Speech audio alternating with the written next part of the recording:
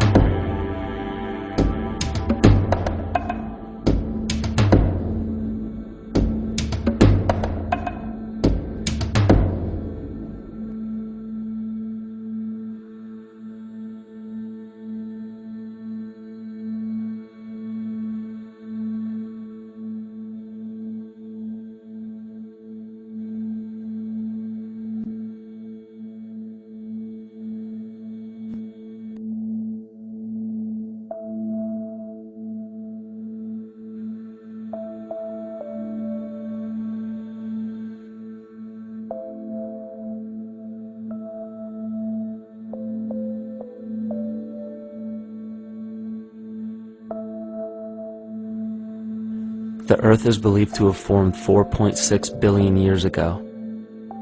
Within the first 150 million years, it began cooling and releasing gases from the lithosphere, which created the earliest forms of the Earth's atmosphere. Prior to the creation of this atmosphere, the sun's ultraviolet radiation made for uninhabitable conditions. But as the Earth cooled further, water condensed in the atmosphere and oxygen accumulated, making way for organic compounds. This spawned single-celled organisms and then plant life. And down through time, the evolutionary chain continued. And then we arrive at a species that does not seem to fit as well as the rest. Homo sapiens' gestation period of 9 months mimics the 3.8 billion year evolution of all life on Earth. The human embryo repeats the evolution of all species. When the sperm and egg unite, this new creation is a single-celled organism. Within hours, this single cell divides and multiplies more rapidly than any other species. 4 weeks later, the embryo begins to develop gills mimicking aquatic life. A few weeks later, it develops lungs and a tail with reptilian appearance. From there, a mammal is recognizable, and then onto a primate form. It then sheds its laguna, which is the embryonic fur, and at last shows the characteristics of a human child. The human body is a community of approximately 50 trillion cells. Everything the body does, the cell does as well. Cells have respiratory and excretory systems. They feed, feel, think, and communicate with other cells. Trillions of cells make up a single organism called the human body, and billions of human bodies help make up the organism we call Earth. The Earth has more similarities with the human anatomy than you may think.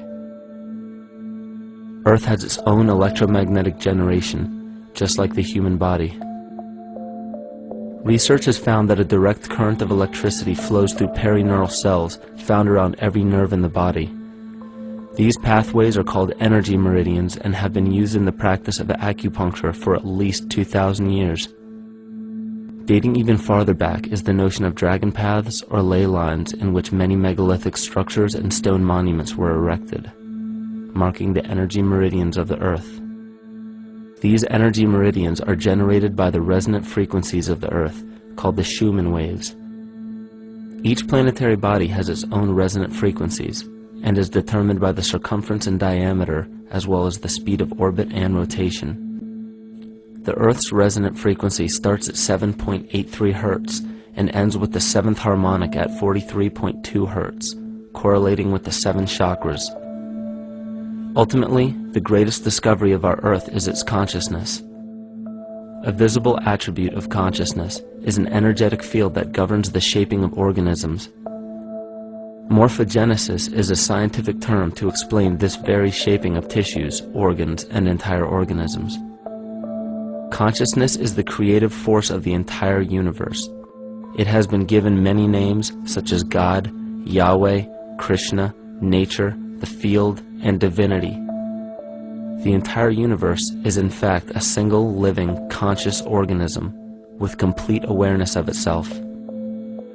The reason why it may seem difficult to comprehend this is because our understanding is typically limited by our language.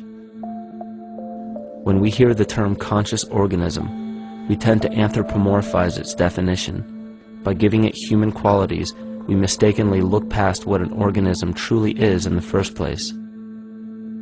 The definition of an organism is any living thing capable of response to stimuli, reproduction, growth and development, and maintenance of homeostasis as a stable whole. Our universe does all of these things. The consciousness of our universe is responsible for the form and purpose that all matter assumes. The Earth's resonant frequencies are a result of its form.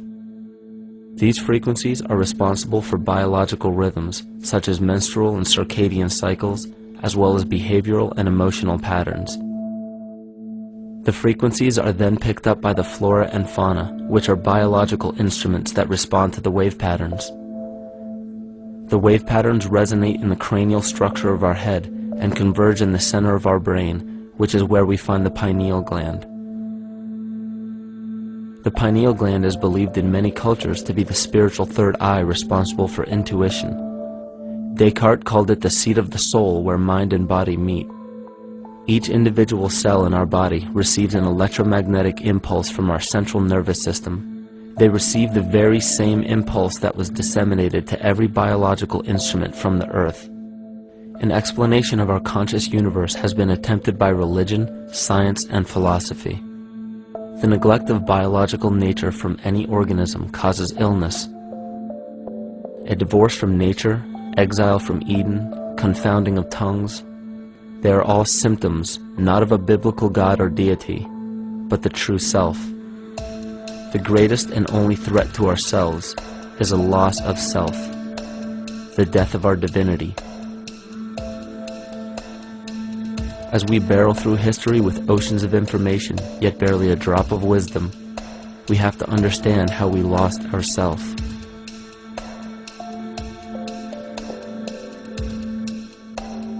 In sacred texts and ancient scriptures left by our ancestors, we find an incredible link between stories of creation, a great flood, the war of the gods, the Messiah dying for the sins of man, end-time prophecies, and similar characters.